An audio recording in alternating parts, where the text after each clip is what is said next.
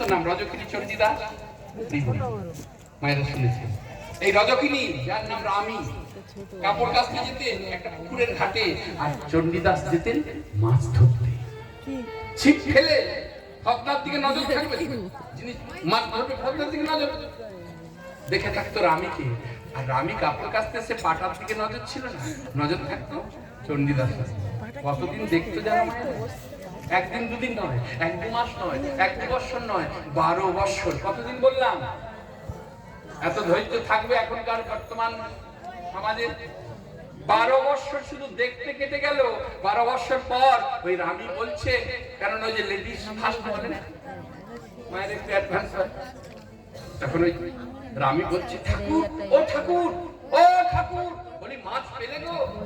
যখন এই কথাটা বলেছে তখন চণ্ডীদাস উত্তর দিচ্ছে, না না, এই মাত্র ঠোকর মেরেছে। নিতাই গৌর হরি বল। কেমন প্রেম বুঝতে পারছেন? প্রেমেতে